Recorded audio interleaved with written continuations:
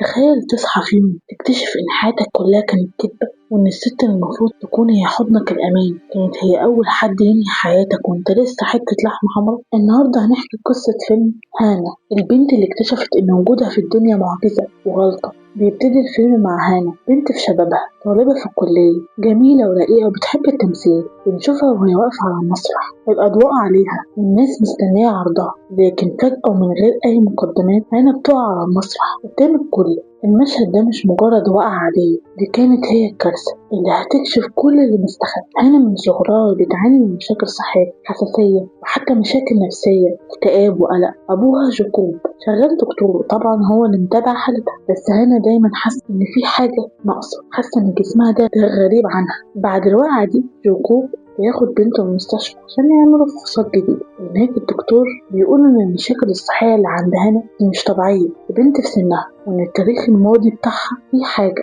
هانا كانت واقفة وسمعت الكلام ده وبدأت تشك، هو في إيه أنا معرفوش. هانا بتواجه أبوها وأمها، بتقولهم أنا عاوز أفهم، أنا مالي. في اللحظة دي جوكوب يقرر إنه يفتح الصندوق اللي مقفول بقاله 19 سنة، طلع ورقة قديمة بصوت مهزوز بيقول لهانا الحقيقة اللي هتشقلب حياتها كلها. يا هانا، انت مش بنتنا الحقيقية، احنا اتبنيناكي. طبعا الصدمة كانت بالنسبة لها كانت كافية انها توقف قلبها، بس الموضوع مخلصش هنا. يعقوب كمل وقال لها الأصعب، انت مش متبنية، انت كنت نتيجة عملية إجهاض فاشلة. أمك الحقيقية كانت عاوزة تخلص منك، انت نزلتي قبل أوانك بكتير وكنت هتموتي، بس ربنا كتب لك عمر واحنا خدناكي وربناكي. تخيل بنت عندها 19 سنة فجأة تعرف ان وجودها في الدنيا كان غلطة في نظر امها، وانها نجية من الموت بعجوبة. هانا دخلت في حالة ذهول، الغضب والوجع اتخلطوا ببعض. بدأت تسأل نفسها طيب انا مين؟ واسمي الحقيقي ايه؟ وليه امي عملت فيا كده؟ في الوقت ده هانا عندها صديق قريب جدا منها اسمه جوسون شاب مريح وعنده عربية فان قديمة، وقرر انه ياخد صحابه ويطلعوا رحلة في جزيرة الربيع. هانا لقت ان دي فرصتها الوحيدة عشان تهرب من البيت من نظرات الشفقة في عين ابوها وامها، عشان تروح تدور على الحقيقة في المكان اللي اتولدت فيه. هنا بتسيب جواب لأهلها وبتركب العربية مع جوز وصحابه. من هنا بتبدأ رحلة البحث عنه، رحلة مش بالطريق. أنا دلوقتي راكبة في الميكروباص مع جوسون وصحابه، الطريق طويل والأغاني شغالة والضحك مالي العربية، بس هنا في عالم تاني خالص. هي قاعدة جنب الشباك بتبص على الطريق وهي حاسة إنها غريبة. تخيل إحساس إنك فجأة تكتشف إن حياتك كلها كانت مبنية على حكايات مش حقيقية، وإن الناس اللي كنت مفكرهم أهلك هم أهلك فعلا بالحب مش بالدم. جوزن الوحيد اللي فاهم هانا ومقدر وجعها، بيحاول يقول لها أي حاجة، يحاول يضحكها، بس هانا كان جواها سؤال واحد بس، ليه يا أمي؟ ليه كنتي عاوزة تقتليني وأنا لسه حتة لحمة حمرا؟ أنا كنت حمل تقيل لدرجة إنك تضحي بيا؟ المهم وهم في الطريق بيعدوا على مواقف صحاب جوسون سايقين ورايقين وعاوزين يستمتعوا بالرحلة. تحصل مشادات خفيفة ومواقف في الاستراحة، بس هانا كانت بتطلع ورقة قديمة هي شهادة ميلادها اللي أبوها جوكوب اداها. الشهادة دي فيها اسم المستشفى اللي اتولدت فيها في مدينة موبول. وصلوا أخيرا للمدينة. هانا كانت خايفة، رجليها مش شايلاها. جوسون ساب صحابه وراح مع هانا المستشفى القديم. المستشفى كانت مهجورة وشكلها كئيب، كأنها شايلة ذكريات حزينة جدا. دخلوا هناك وهانا كانت بتدور على أي حد يعرف حاجة من 19 سنة. بالصدفة بيقابلوا ست كبيرة شغالة هناك، ممرضة بيتي. الست دي لما شافت هانا وشافت الورقة اللي معاها، ملامح وشها اتغيرت تماما، كأنها شافت شبح. الست دي كانت موجودة في اليوم اللي هانا اتولدت فيه، أو بمعنى اليوم اللي كانت هتموت فيه. الممرضة بيتا قعدت مع هانا، بدأت تحكي والدموع في عينيها. يا بنتي أنا عمري ما نسيت اليوم ده، كانت أمي جاية عشان تعمل عملية إجهاض. الدكتور كان بارد جدا، عمل عملية وخلاص، بس حصلت حاجة ما كانش حد يتوقع. انتي نزلتي وعايشة، كنت صغيرة جدا وضعيفة، بس انتي كنت بتعافري عشان تتنفسي. الممرضة كملت وقالت ان الدكتور ما كانش عاوز المشكلة دي، الدكتور كان عاوز يسيب هانا تموت، بس بيتا هي اللي خبتها وحاولت تنقذها لحد ما جيكوب ومرات جم وتبنوكي. بيتا قالت لهانا انتي معجزة يا هانا، انتي كنت عاوزة تعيشي رغم ان كل الظروف كانت ضدك. هانا هنا انفجرت من العياط، قعدت تعيط كتير جدا. عرفت انها ما كانتش مجرد غلط، دي كانت نجية. بس الوجع زاد لما عرفت ان امها الحقيقية هي اللي ساعتها العملية دي بإرادتها. هانا سألت باتا تعرفي أمي فين دلوقتي؟ باتا ادتها العنوان بس حذرتها، قالت لها إن الحقيقة ممكن تكون أصعب من اللي هي متخيلة. هنا خدت العنوان وخرجت من المستشفى وحاسة إنها حمل كبير قوي على كتافها. جوسون كان مستنيها بره، طبعا هو السند اللي مش بيسيبها. في اللحظة دي هنا ما كانتش عارفة تروح العنوان ولا ترجع، هي مستعدة تقابل الست اللي كانت عاوزة تنهي حياتها قبل ما تبدأ. هانا وجوسون وصلوا العنوان، بيت شيك جدا باين عليه العيد. هانا فضلت واقفة قدام الباب دقايق، ايديها بتترعش. أخيرا خبطت، فتحت لها ست شيك جدا، ملامحها قاسية شوية، مترتبة قوي. هي دي ساندي أمها الحقيقية. هانا دخلت وقالت لها أنا هانا. ساندي في الأول مفهمتش، بس لما هانا بدأت تتكلم عن المستشفى، عن اللي حصل من 19 سنة، وش ساندي قلب ألوان. ما كانتش صدمة فرح، للأسف كانت صدمة رعب بالنسبة لها. ساندي دلوقتي ست مجتمعية، عندها حياة تانية وعندها عيلة، والسر ده لو اتعرف هيهد حياتها كلها. الموجة بينهم كانت قاسية جدا. ساندي ما خدتش هانا في حضنها ولا قالت لها وحشتيني، بالعكس كانت عاوزاها تمشي فورا. قالت لها كلام قاسي قوي، انا نسيت الموضوع ده من زمان، انت ليه جايه دلوقتي؟ انت هتبوظي لي حياتي. هانا كانت بتبص لها باستغراب. دي الام اللي كنت بحلم بيها، دي الست اللي انا معجزه عشان نجيت منها. انا خرجت من البيت وهي محطمه تماما، حست انها ملهاش مكان في الدنيا، هي حتى ولا تبع اهلها ولا ابوها عشان مش من دمها، ولا هي تبع امها اللي خلفتها. هانا خرجت من بيت ساندي الدموع مغرقه وشها، وحاسه انها مرفوضه للمره التانية. المره الاولى وهي في جنين في بطن امها، والمره التانية وهي شابه عندها 19 سنه. الاحساس ده ميت بالنسبه لها، انك تحس ان وجودك في الكوكب ده عيب على الناس. جوسون كان مستنيها في العربيه، اول ما شافها بالمنظر ده قلبه اتوجع عليها. ما كلمهاش، ما سألهاش حتى على أي حاجة. هانا فضلت ماشية تايهة في الشوارع، مش عاوزة ترجع لصحابها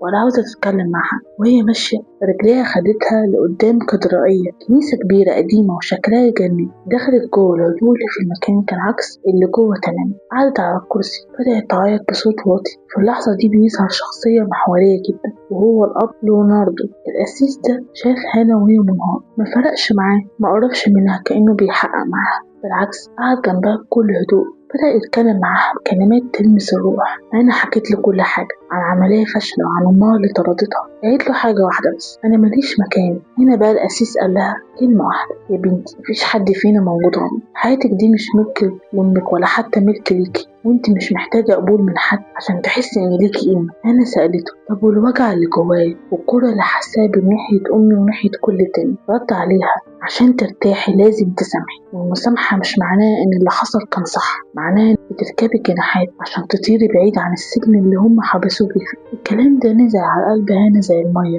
بدأت تستوعب ان طول ما هي شايلة الكرة ناحية امها فهي لسه مربوطة بيها، لسه ضحية، وعشان تبقى حرة بجد لازم تسامح الست اللي كانت عاوزة تموتها. تخيل صعوبة القرار ده. بعد القعدة دي هانا بدأت تتغير، ملامح وشها هدي. جوسون كان مراقب كل ده وهو فخور بيها جدا. وسط الرحلة دي بدأت تظهر مشاعر حب حقيقية بين جوسون وهانا. جوسون ما كانش مجرد صديق، ده كان السند اللي ربنا بعته لها في أكتر وقت هي فيه محطمة. بنشوف هانا وجوسون بيتكلموا عن المستقبل. جوسون بيعترف إن هو بيحبها مش عشان هي المعجزة ولا عشان قصتها، هو بيحب هانا البنت الرقيقة اللي شاف قوتها في عز ضعفها، لكن لسه في حالة مفقودة، أهلها. جوكوب أبوها اللي رباها كان هيموت من القلق عليها، كان بيدور عليها في كل مكان. هانا قررت إنها لازم ترجع، بس مش هترجع زي ما مشيت، هترجع وهي فاهمة قيمة الحب اللي خدته من الناس اللي اختاروا يكونوا أهلها بجد، مش اللي اضطروا يكونوا أهلها. وهي راجعة هانا عدت تاني على مكتب أمها ساندي، بس المرة دي مدخلتش عشان تعيط ولا عشان تطلب منها حاجة. هانا سابت لها جواب صغير على المكتب ومشي. الجواب ده ولا كان فيه شتيمة ولا عتب، كان فيه جملة واحدة، أنا مسامحاك وشكرا إنك سبتيني أعيش. اللحظة دي بالنسبة لهانا كانت التحرر الحقيقي لهانا.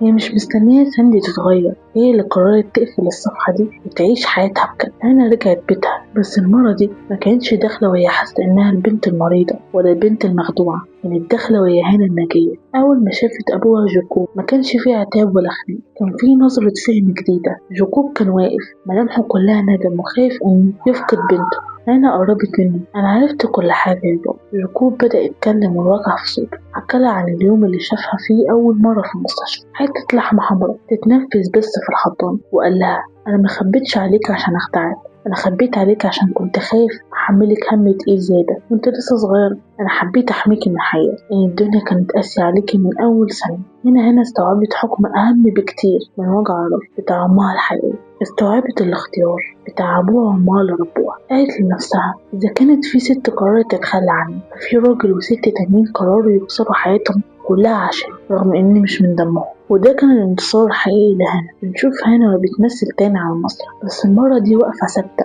وواثقة وصوتها طالع بقوة. جونسون قاعد في أول الصف بيبصلها بفخر وأهلها قاعدين جنبه والدموع في عينيه. هنا ما بقتش خايفة من نبوات الصرع ولا من الماضي، لأنها اتصالحت مع نفسها. هنا بتروح الكنيسة تاني وبتقعد في نفس المكان قابلت فيه القسيس، بتبص للسما وبتقول شكرا. بنشوفها وهي ماشية في وسط الطبيعة حرة خفيفة كأنها اتولدت بجد النهاردة. نهاية فيلمنا يا جماعة، فيلم النهاردة مش مجرد فيلم عادي بنعيط فيه وخلاص، ده درس في الإنسانية. وانتي مش غلطة مهما كانت ظروف ولادتك أو المشاكل اللي واجهتها في صغرك. وجودك في الدنيا دي ليه حكمة وليه هدف. ربنا ما بيخلقش حاجة وحشة. هنا ما لقيتش السلام النفسي لما واجهت أمها، هي لقيت السلام لما سامحت. المسامحة هنا مش عشان خاطر الشخص اللي ظلمك، دي عشان خاطر انت، عشان تفك السلاسل اللي ربط قلبك بالماضي وتعرف تمشي لقدام. الأهل هم اللي بيشيلوا، الأهل مش بس اللي بيخلفوا، الأهل هم اللي بيسهروا، اللي بيخافوا، اللي بيحبوا حب غير مشروط. العيلة هي اللي بتختارك وتفضل جنبك في أضعف لحظة. الفيلم ده بيخلينا نبص لحياتنا كأنها معجزة. كونك بتتنفس دلوقتي ده لوحده سبب كافي إنك تعافر وتكمل وتدور على النور اللي جواك. لو حاسس إنك لوحدك أو إن العالم رفض، افتكر قصة هنا، البنت اللي كان محكوم عليها بالموت قبل ما تتولد طلعت وبقت معجزة ماشية على الأرض. عيش حياتك وسامح عشان تطير. اللحظة اللي هنا سابت فيها جواب لأمها ومشي ما كانتش لحظة ضعف،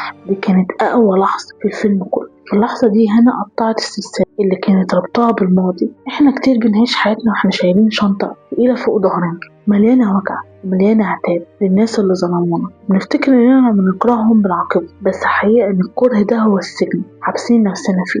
هنا علمتنا ان المسامحة مش معناها انك بتقول اللي ظلمك انت صح، لا، المسامحة معناها انك بتقول لقلبك انت تستاهل ترتاح. هنا اختارت انها ما تكونش ضحية لعملية اجهاض فاشلة، لكنها اختارت تكون الناجية. مهما كان شكلك، مهما كانت ظروفك الصحية، مهما كان ماضيك ملخبط، انت هنا لسبب. مفيش حد في الكوكب ده زيادة أو غلط. ربنا لما نفخ فيك الروح كان عارف إنك هتقدر تعدي وتواجه وتكون معجزة في حد ذاته. هنا كانت بتدور على هوايتها ورق قديم وفي مكتب دكاترة، بس في الآخر اكتشفت إن هوايتها الحقيقية في قلبها، في الناس اللي اختاروها يحبوها بجد. لو أنت دلوقتي حاسس إن الدنيا جاية عليك أو إن أقرب الناس ليك خذلوك، افتكر هنا، افتكر إن النور ممكن يطلع من وسط العك، وإن الضربة اللي متموتش بجد بتقوي. دعمكم باللايك واشتراكك هو اللي بيخلينا نستمر في حفر الصخر عشان نطلع الكنوز دي. شكرا لكم على وقتكم. نتقابل في فيلم جديد وقصة جديدة وعمق ملوش حدود. خليك قريب.